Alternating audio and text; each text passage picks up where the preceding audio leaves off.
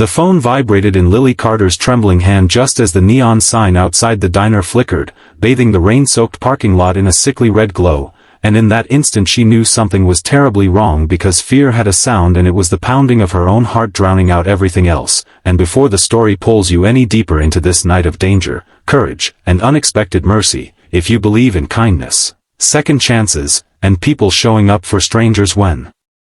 it matters most, take a second right now to like this video, share it with someone who still believes in humanity, subscribe to the channel for more real, emotional stories like this, and tell us in the comments where you're watching from because stories like this connect people across the world in ways nothing else can.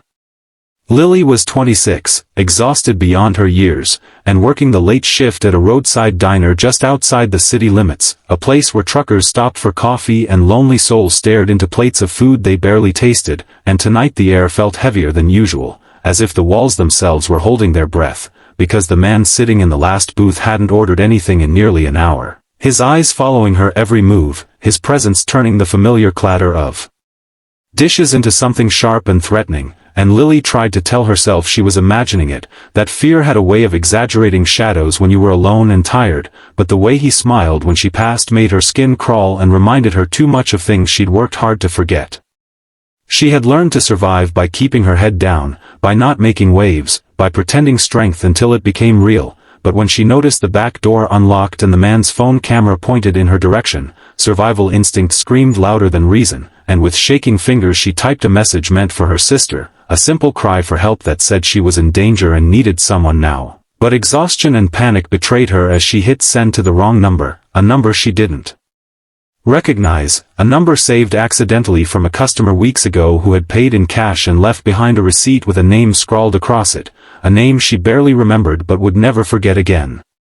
The seconds after she sent that message stretched into something unbearable, every tick of the clock echoing like a countdown, and Lily cursed herself for the mistake, for trusting a phone when she should have trusted her instincts sooner, and when her screen lit up again she almost didn't look because disappointment hurt more than silence, but the reply came fast and steady, asking where she was and telling her to stay calm, and though it didn't promise safety, it carried a certainty that made her breathe just a little easier.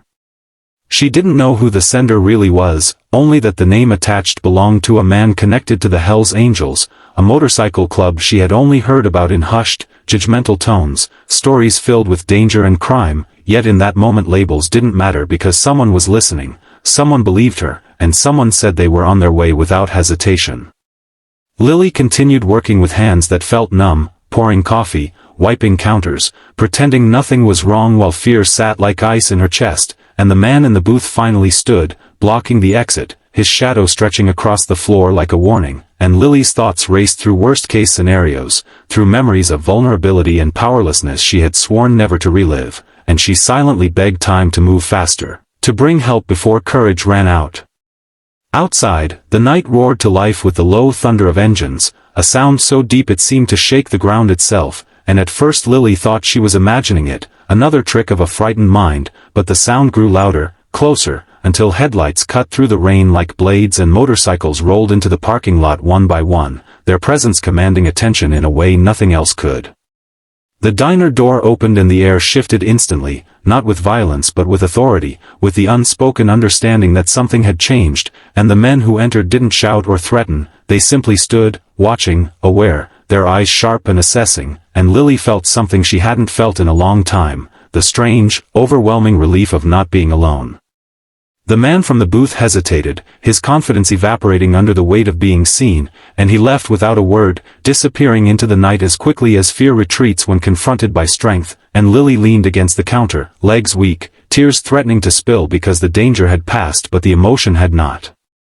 The men stayed only long enough to make sure she was safe, to walk her to her car, to tell her she did the right thing by asking for help, and they left behind nothing but tire marks on wet asphalt and a lesson that shattered every stereotype she had ever believed.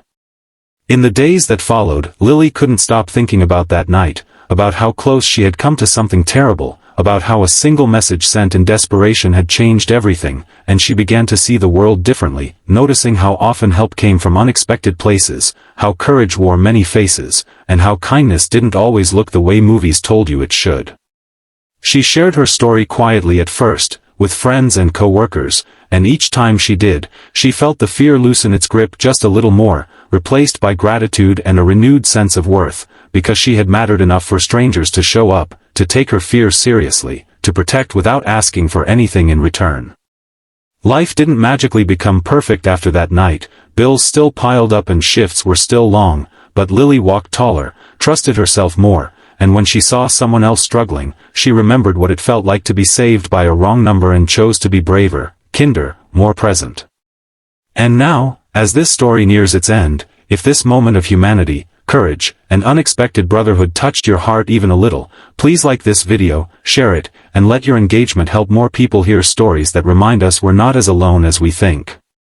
Before the final moment fades, leave a comment telling us one time a stranger helped you when you needed it most, because your story might be the hope someone else is searching for tonight, and remember that sometimes the smallest action, a single message sent in fear, can echo louder than engines in the dark and change a life forever.